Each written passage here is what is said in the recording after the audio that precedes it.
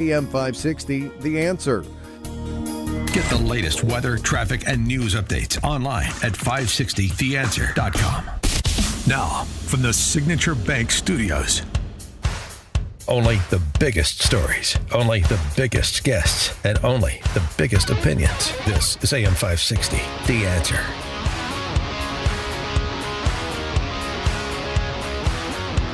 Top of the morning, Dan Proft here. One reaction I did want to zero in on from congressional neo-Marxists was Virginia Senator Mark Warner. Now, this guy is on the Senate Foreign Relations Committee. So you'd think he'd come up with something that was, passable in terms of logic.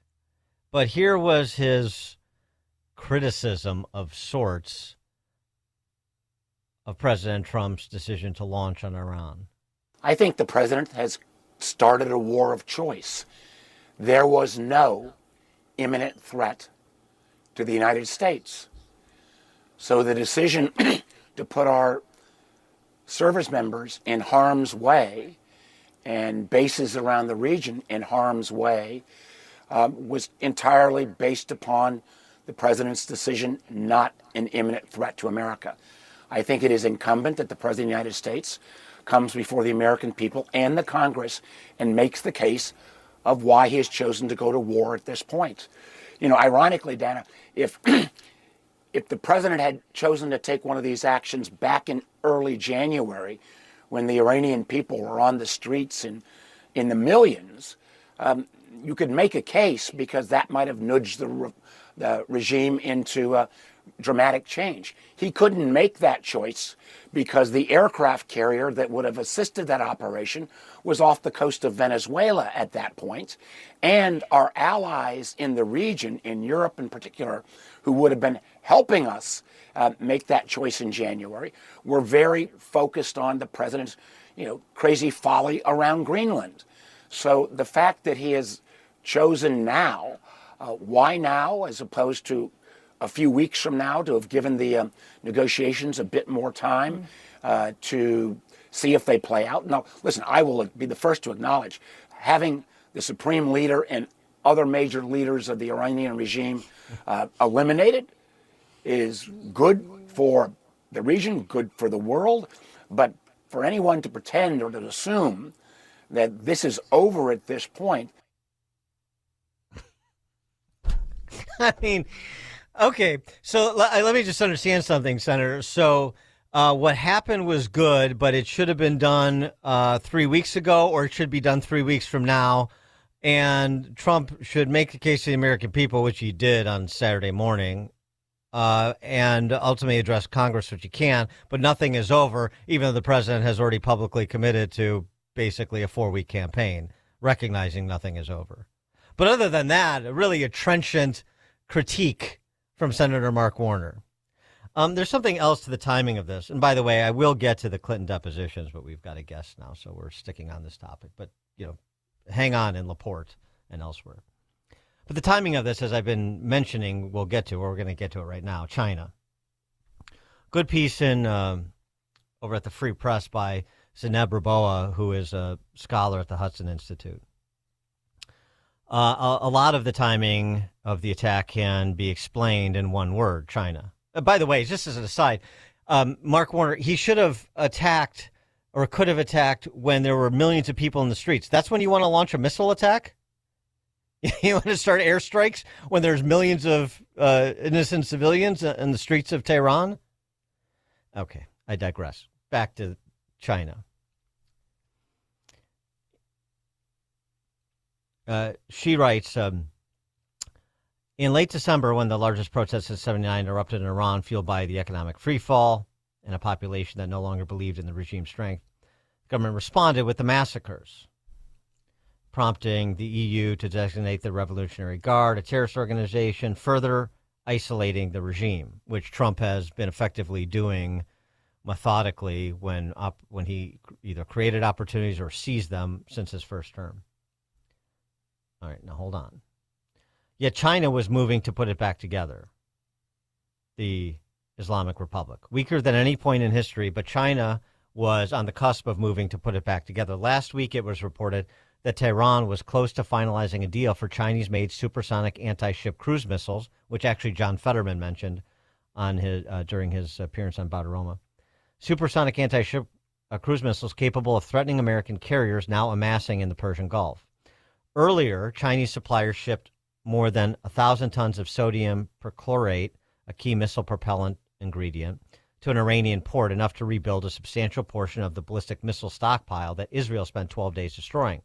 Why would Beijing do this? And what does that mean for the United States? And she goes on to look at the broader global context in which Iran plays a role in service of China. Start with the oil. China buys more than 80% of Iran's crude oil exports at steep discounts. And they travel on those ghost fleets that have been much discussed, both on that side of the world as well as here vis-a-vis Venezuela, pre-Maduro's capture. So just that overlay, that China overlay, is key to perhaps understanding exactly the timing, in addition to the need to have some time to put together a response once you drew the red line about protesters that you had confidence could be executed with precision with respect to taking out senior leadership and the minimization of the possibility of casualties. There's also this report out. Chinese are now leaving Iran like crazy. The price of a one-way ticket to Beijing has gone to 3 million won, which is like 425 grand. What are the Chinese so afraid of? According to a Taiwanese news source, they have done so many bad things in Iran, such as helping the Iranian regime crack down on protests, that the Iranian people despise them. And they don't want to be without a seat when the music stops, if indeed it does for this regime. Interesting. A lot more complicated than some of the superficial analyses and, pathetic groping in the dark for a passable political position for your base, like Mark Warner was doing, that are being bandied about at current. For more on all this, pleased to be joined by David Daoud. He is with the Foundation for the Defense of Democracies, where he is a senior fellow focused on Lebanon and Hezbollah. David, thanks for joining us. Appreciate it. Thank you for having me on. What is your assessment of the, as Trump said, the righteousness of these strikes and the potential that this regime is toppled? Well, I think those are two separate questions. In terms of the righteousness of the strikes, look, the Iranian regime, since it came into existence, has set about transforming the region, the Middle East, into a region of chaos and war. I mean, they've built up proxies in Lebanon, in Iraq, that have set about bringing war, destruction upon their host countries in the name of a foreign cause, in the name of Iran's interests.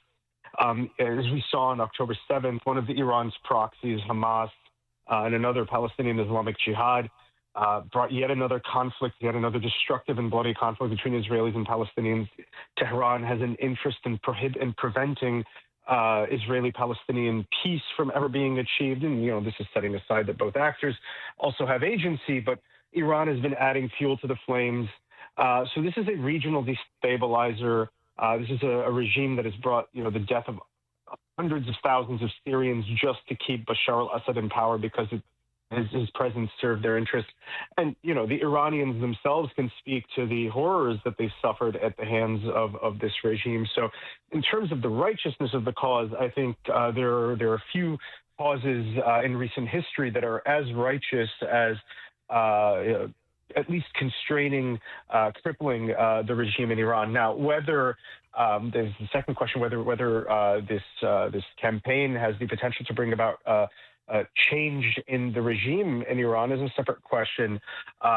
what we seem to be experiencing now is sustained operations by the United States, by Israel, to cripple the Iranian regime, cripple its military capabilities. But ultimately, if history has taught us anything, it's that air campaigns don't bring about regime change. And this is why President Trump and Prime Minister Benjamin Netanyahu have called on the Iranian people to seize this opportunity and finally put this regime out of commission. And much, if not everything, will depend on the Iranian people taking that step. And look, we've seen from the protests over the past couple of months and over the past several years, the Iranian people are willing to shed a lot of blood in the name of their country. So this may be the moment for them to finally seize, as President Trump put it. Well, the other thing, address this argument made by the Hudson Institute fellow talking about China as the real backdrop of this, because Iran is increasingly isolated. China was basically its economic lifeline, and China may be turning tail on Iran now, or certainly it may not be as well positioned to cement these deals that were in the offing, further isolating and weakening Iran and further perhaps pushing the Chinese Communist Party out. Look, I think there's perhaps merit to that argument. There was an alliance between Iran and several other actors, including China. They have a joint interest in weakening American global hegemony, but China isn't as ideologically fixated on the pursuit of that goal as the Iranians are. Chinese are self-interested. They, as far as I understand, right? I'm not a China expert by any measure, but as far as I see it, the Chinese don't seem to be pursuing an ideological imperative to weaken American global hegemony, to dismantle the international order that the United States has built and replace it with, their own ideologically inspired order. The utility that Iran had for China is in a confrontation with the United States. Iran is our main regional adversary. The stronger Iran and its proxies are in the Middle East, the weaker the United States are in this region, which is rich in natural resources that are critical to Europe, to the United States, trade routes that are critical to the United States and Europe. So strengthening Iran at that moment, if you're trying to confront the United States, serves your interest. But if you're making deals with the United States on the side, or if Iran's already weakening and it can't do that job, then for China, for Beijing, it's not worth it to go down with a sinking ship anyway, right, exactly, or to just gratuitously confront the United States. So I can say I agree with that assessment. And the debilitating impact, how debilitating is the impact on those proxies you mentioned, Hezbollah, Hamas, the Houthis? Well, it remains, it remains to be seen because, if I may say, the genius of the Iranian model is to build up proxies, especially when it comes to ideologically loyal proxies like Hezbollah. Right? The link between Iran and Hezbollah is not one that's based on material support. It's not based on money. If all the funds and all the weapons were to stop tomorrow or today, from Iran to Hezbollah would still remain loyal and obedient to Iran. So the link is ideological. Because of that, what Iran can do with these proxies is allow them to build up a degree of autonomy, weapons production capabilities, fundraising, and Hezbollah has all this. They have domestic productions capabilities, they have fundraising channels.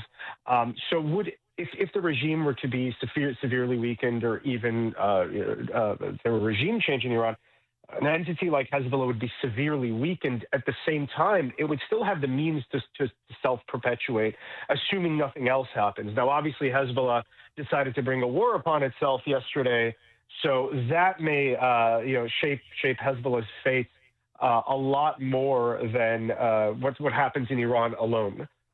And what's your? I know this is very early stage, so it's difficult, but your assessment of how this impacts the prospects for, the Board of Peace that's come together and trying to achieve some cessation of hostilities and resurrection of Gaza? Mm-hmm. Look, again, like you said, it's too soon to be said. What we can say for certain is that so long as the Iranian regime was allowed to remain intact, was allowed to rebuild its internal capabilities after the June 2025 war and rebuild its resistance axis, the less likely that any initiative that would have brought about peace in Gaza, like real peace, not just a cessation of hostilities for the next few years, any chance of Israeli-Palestinian peace, Iran would have worked actively to undermine that. I mean, the October 7th attack, as far as we can assess, was launched to derail Saudi-Israeli normalization, because it would not have been in Iran's interest for the birthplace of Islam and the birthplace of Judaism to finally come to peace. It would have taken the religious dimension out of the Israeli-Palestinian conflict. Saudi Arabia, having positioned itself or been trying to position itself as the new leader of the Arab and Islamic world, could have then shepherded Israel and a Palestinian entity towards peace. It's sort of taken away one of Iran's main causes for intervention in the region, one of Iran's main sources of support in the region. So Iran could not sit there and watch, the liquidation of the Arab-Israeli conflict occur, the liquidation of the Israeli-Palestinian conflict occur. They had to keep the flames alive. So long as this regime and Well, that's rather ironic because with Iran's retaliatory strikes now, they're driving those countries closer to the United States and Israel by extension. Mm-hmm. Well, it's again, there's a certain foolishness to this. I'm sitting here and racking my brain over why Hezbollah would even intervene in this conflict as they did yesterday, for example. Again, this is my area of focus. And frankly, I can't explain it, because if you think that the Iranian regime has a chance of survival, then you don't want to widen the confrontation. You want this confrontation to be as quick and as painless, and to leave as many of Iran's direct and proxy assets in place as possible, so you have more to rebuild with the day after. But if you think that Iran is going down, that the regime is in existential danger, then why surprise Israel with only 3 rockets? I think Hezbollah's opening barrage was somewhere between 3 and 6 rockets that thankfully did no damage. Most of them landed in open areas. But if you're going to go down, why go down with a whimper? If if you're in for a penny, you're in for a pound with the Israelis. Hezbollah should have known that the Israelis were going to launch a war if so much as a bullet crossed the border from Lebanon into Israel. And yet they chose this very underwhelming way to put themselves on the course of demise. It doesn't make any sense why the proxies are reacting in this way, and why the reaction has been, in many cases, underwhelming. David Daoud is a senior fellow at Foundation for the Defense of Democracies, focused on Lebanon and Hezbollah, as we've been discussing. David, thanks so much for joining us. Appreciate it. Thank you for having me on. And David joined us on Chicago's Morning Answer. Before you see it on TV, share it on Facebook, or read about it in the paper, hear it here first. This is Chicago's Morning Answer on AM 560. The Answer. If you owe back taxes, listen.